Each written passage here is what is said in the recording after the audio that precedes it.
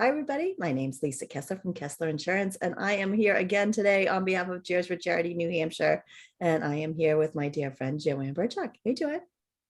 Hi, Lisa. Yes, I'm JoAnn Burchuk. I'm with Lighthouse Physical Therapy. And today we have a really great organization to share with you. And we have Helen and Carol from Takeout Hunger. And we're excited to hear all about what you guys do. So Helen, if you want to start, just introduce yourself and a little bit about what you do, and we'll go from there. Sure. So I'm Helen Crowe. I'm one of the founders of Takeout Hunger. And we are basically an all-volunteer initiative that launched in response to COVID last January. So this all came about as COVID was surging, restaurants were shutting down and really struggling, and there was a huge increase in food insecurity within our community. And I was kind of seeing messages about trying to get out, support your local restaurants, get takeout. And I was doing that as much as I could. And then I realized, gosh, there's got to be a better way to do this. And I went to my local restaurant, the kitchen, and as I was picking up my order, I said, can I just give you some money, like maybe $500, and you all use it to give meals to people who need it? And they said, that's a great idea, but we don't know how to do that. We don't know how to identify who needs the meals. So it's something that kind of bugged me for a while. I began doing some research online, and I came across programs across the country that basically were paying restaurants to produce meals that then went to the food insecure within our communities. So I thought it was a brilliant idea. It's helping the restaurants, it's helping those in need. I reached out to some of my good friends, Carol being one of them, and we formed a committee of 6 women. So it's Carol Bridges, Rachel Collins, Deanna McDonald, Jessica McKean, and Andrew Welch. And we all pooled our talents, our various talents, our financial resources, and our social capital to create Takeout Hunger. And we view this as a short-term initiative. So we reached out and had some conversations with Gather, which graciously agreed to be our fiscal sponsor. So as everybody I think knows, Gather is really the largest food pantry serving the Seacoast. So they serve as our fiscal sponsor. And then we launched in, as I said, January of 2021, and we ran for several months. We provided over 30,000 meals, working with 32 restaurants and about 12 nonprofits. Thanks in part, and Carol could speak to this, thanks all in part to the generous community that we live in, and lots of sponsorships and individual donors. Hi, I'm Carol Bridges, friend of Helen's, and so she contacted me last December and asked if I could help her. And my background is in fundraising, so I told her that I would be happy to help raise funds for this program. I thought the idea was fantastic. So we set a goal to raise, I think we started with $50,000, and then we raised it to $100,000. And I am proud to say that we have to this point raised over $300,000. So yeah, we were able to do that because we live in such a generous community. We got over $80,000 just in individual donors, and then the rest is corporations, corporate sponsorships, and some foundations as well. So it's such a genius idea, and I love it. It's just win for everyone. The restaurants are able to help produce this. The people that need the food, people are able to stay employed. Like, it is just such a brilliant idea. And I love the fact I saw on your site that 100% of donations are used to purchase meals and help those in need. So, and it sounds like it's become quite a self-sustaining project here. Where are you guys at with it now? So what happened is we took a pause. We started to really slow down as summer hit. Restaurants, of course, then got crazy busy, which was fantastic, but then they were faced with new challenges in terms of supply chain issues, staffing shortages, that kind of thing.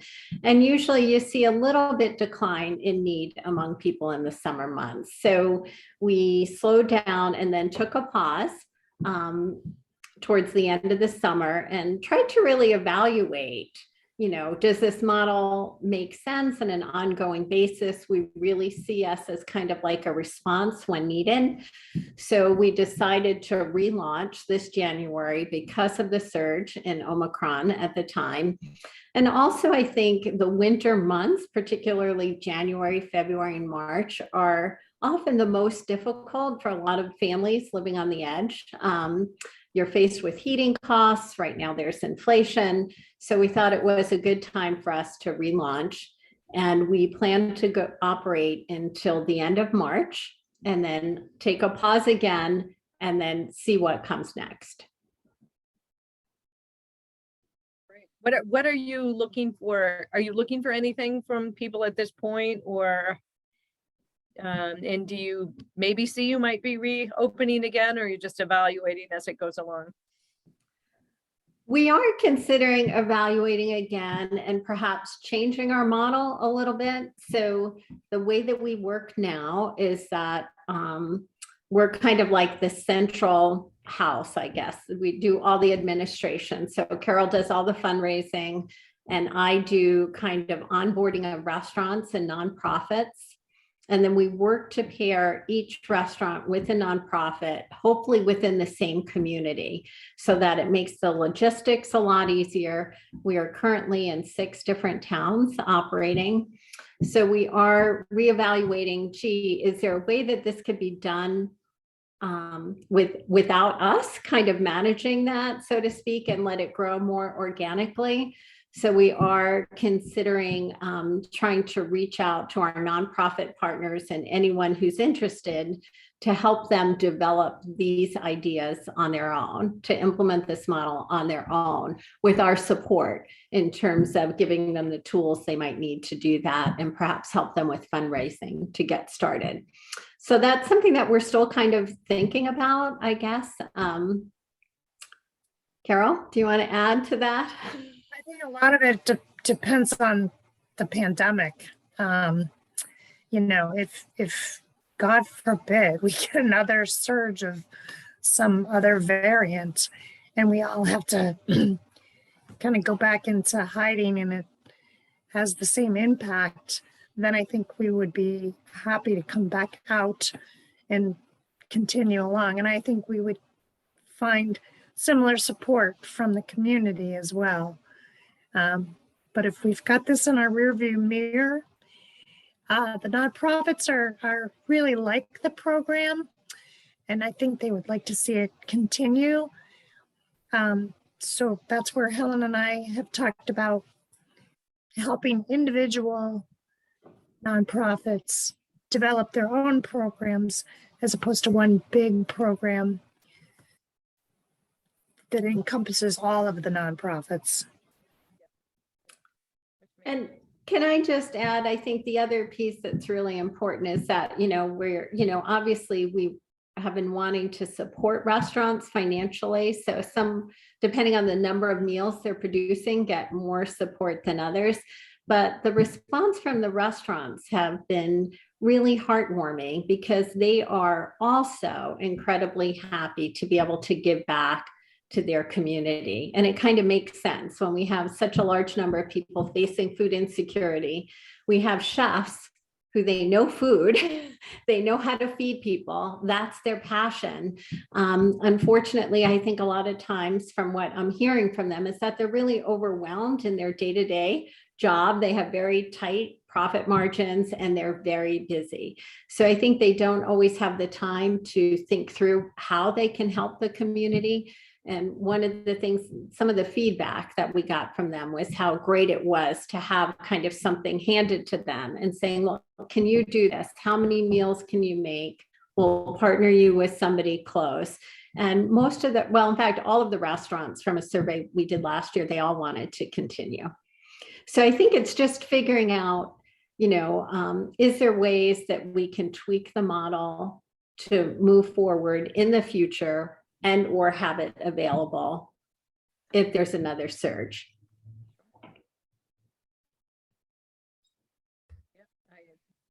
Lisa, go ahead. So I just wanted to commend you guys on this idea and putting it together and implementing it. You know, it's easy to say like, oh, we should help the restaurants. Oh, we should help the people who are struggling. But it's something different to actually roll up your sleeves and do the work and make those connections. And administratively, that is work. And to do fundraising and then make the connections and make sure the money gets to the people and the people get the orders and the orders get back to the people who need, like, there's a lot of logistics there, right? So it's the logistics, it's the marketing, it's the connections. And I love the fact that for those people who are struggling to get a really healthy, nourishing, delicious meal that they don't have to stress over and prepare, it's just like sharing a piece of love, right? Like it's just another way. So not only is it good because they need, you know, good nutritious food, and you're supporting a business at the same time, but it's also saying like we care about our community and we care about each other, and you know, one meal at a time, right? Like so I just think the program's such a cool idea, and I'm so grateful that you guys took it on yourselves and did that work that it took to get it all implemented. I think it's really cool. I really hope they can find a way to like keep it alive for you know, the nonprofits that still could use that help. And it's, yeah, just really great. Yeah, it's such a win-win-win all the way around, right? Like, you know, restaurants are going to be tight for a while, right? They're going to, you know, their margins are tighter than ever. Staffing is still a challenge, right? In the Seacoast, there's so much need. And like you said, with inflation and the cost of everything being so crazy, I could see why, even if the pandemic doesn't impact us, you know, there's plenty of things that are impacting our community in ways that, you know, maybe we hadn't planned for. So I'm glad that you have systems in place and you're looking to find ways to roll this out with other organizations. I think that's fantastic. And I do want to share too that there's at least 3, maybe 4 of our nonprofits that have been paired with restaurants for, you know, many weeks last year, and they continued even after we paused. So I think the other thing that's good about this program is creating those relationships between the restaurants and the nonprofits and even our sponsors and our funders. So I am really pretty hopeful that some of that will continue kind of with or without us. And if we could support it, that would be great. That's wonderful. So if people want to sort of stay tuned to what you have going on when you're pausing, do you have a website or social media or anything that as you know, if you're coming back in, that people can be aware of? Yeah, we have a website. It's www.takeouthunger.org. And we also have a Facebook page and an Instagram page. Awesome. Well, this is fantastic. Ladies, for all the great work you've done. What a great contribution to our community. We really appreciate it. Yeah, it's a pleasure meeting you, and thank you for sharing your story with us. You're Thank you. welcome.